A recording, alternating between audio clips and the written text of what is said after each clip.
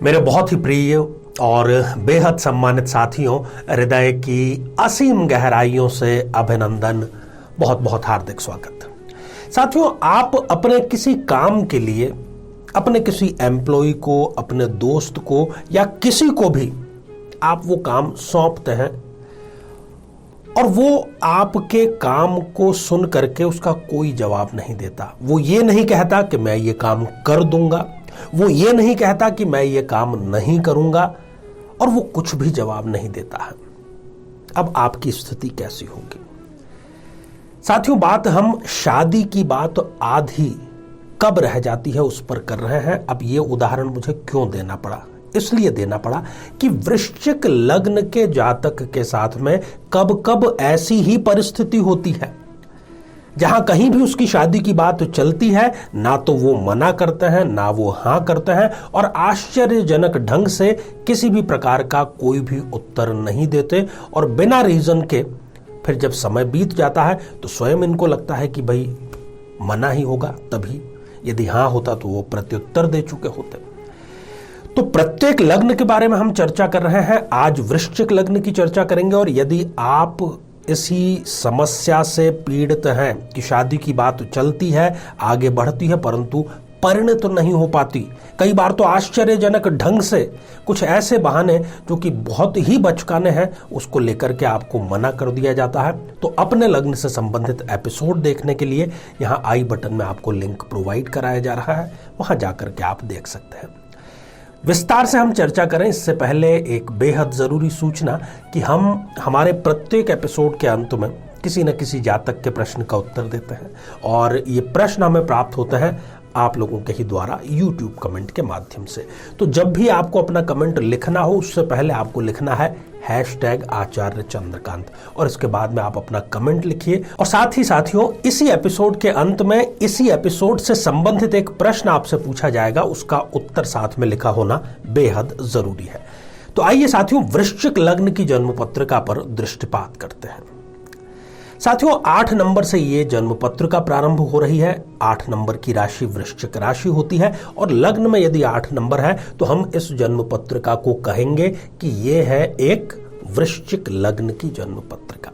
अब सबसे पहले हम द्वितीय भाव की बात करेंगे।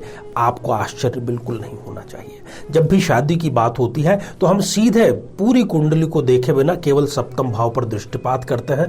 करना ही चाहिए, परंतु कई बार सारी चीजें ठीक होते हुए भी द्वितीय भाव यदि दूषित है, आप अपनी कुंडली हाथ में लीजिएगा, आप स्वयं इसका पता लगा सकते हैं। तो द्वितीय भाव कुटुंब का भाव है, और द्वितीय भाव यदि दूषित है तो वो उस जातक या जातिका के कुटुंब को आगे बढ़ाने पर ब्रेक लगा देगा, उस पर स्पीड ब्रेकर का कार्य वो करता है। तो कुटुंब बढ़ने का तरीका केवल एक ही है कि विवाह बंधन में बंध दिया जाए, और उसको ये डिले कराने का कार्य करता है। तो राहु से हमारी शुरुआत हम करते हैं। साथियों, राहु यदि द्वितीय भाव में है तो वो इस जातक के कुटुंब वृद्धि पर विराम अर्थात शादी में डिले करने का कार्य करेगा ही करेगा। एक और पहचान है, इस स्थिति में ये जो जातक है इस पर बचपन में इमोशनल अत्याचार स्वयं के ही घर वालों, रिश्तेदारों के द्वारा होते देखे जाते हैं। विद्या में इनके रुकावट आ जाती है। हालांकि ये बड़े ही टैलेंटेड होते हैं, परंतु कुछ कारणों से, क्योंकि यदि आपकी मनोस्थिति ठीक नहीं है तो आप पढ़ाई नहीं कर पाते हैं। और कई बार जब इनकी शादी की बात चलती है तो बहुत से बचकाने कई बार तो मौसम का हवाला देते हुए कि अभी ये मौसम ठीक नहीं है, जब मौसम ठीक होगा तब करेंगे, परंतु उनका जो मन होता है वो मना करने का ही होता है। ये सारी स्थितियां द्वितीय भाव में राहु देता है, खासतौर पर कब? जबकि राहु की दशा, राहु की अंतर्दशा चल रही हो तब। उपाय पर भी हम चर्चा करेंगे, बड़ा ही आसान उपाय है, हमारे साथ आप बने रहिएगा। अब बात करते हैं केतु की। साथियों, केतु यदि द्वितीय भाव में विराजमान है तो ऐसा व्यक्ति अति उत्साहित होता है, एंजाइटी का वो शिकार होता है, उसको हर चीज तुरंत चाहिए, और इसलिए वो शादी के लिए भी अति उत्तेजित होता है, और बात कहीं बनती नहीं तो कहीं ना कहीं फ्रस्ट्रेशन इस व्यक्ति में आ जाता है। दांतों से संबंधित कोई ना कोई रोग से ये ग्रसित रहते हैं, और उत्तर इनको किसी भी प्रकार का मिलता नहीं। जहां शादी की बात चलती है वहां से पॉजिटिव, नेगेटिव, बाद में किसी भी प्रकार का कोई उत्तर नहीं मिलता। ऑफिस की राजनीति का भी ये शिकार रहते हैं। पहले तो ये अपने आसपास तलाश करते हैं और जब इनको आसपास अपने मन मुताबिक कोई रिश्ता नहीं मिलता तो ये तो कुछ अपनी शर्तें भी कम करने को तैयार हो जाते हैं कि चलिए ठीक है, दूर का रिश्ता भी हम कर लेंगे। परंतु यदि केतु की दशा अंतर्दशा इस स्थिति में चल रही है तो वो इनके लिए विवाह में बाधा का कार्य करती ही करती है।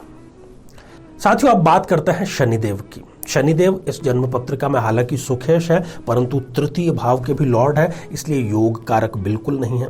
ऊपर से वो पाप ग्रह तो है ही, तो द्वितीय भाव में बैठ करके और ये लग्नेश के शत्रुता के चलते हालांकि अपनी दशा अंतरदशा में इनको धन दिला दिया जाएगा, संपत्ति दिला दी जाएगी, यात्राएं भी इनकी काफी हो जाएगी, परंतु अहंकारी प्रवृत्ति इनकी बहुत अधिक हो जाएगी और कई बार इसी प्रवृत्ति के चलते जो शादी की बात है उसमें अड़चन आ जाती है। और ये अड़चन प्रारंभिक नहीं, ऐन मौके पर जाकर के शादी की बात को रोकती है जब तक कि सब चीजें फाइनल हो चुकी हो।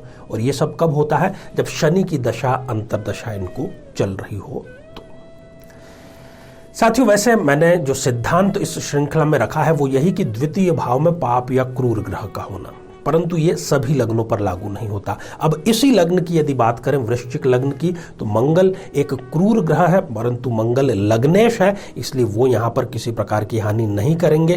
परिश्रम के अनुपात में इनको फल वो प्रदान करेंगे ही करेंगे, ससुराल से लाभ भी मिलेगा मंगल की दशा अंतर दशा में। अब बात करते हैं सूर्य की। सूर्य इस जन्म पत्रिका में प्रबल योग कारक ग्रह है। जो इस पत्रिका में दो, सूर्य और चंद्रमा, दोनों ही प्रबल योग कारक है, उसमें से सूर्य एक क्रूर ग्रह है, द्वितीय भाव में यदि बैठ जाते हैं योग कारक है, कर्मेश है।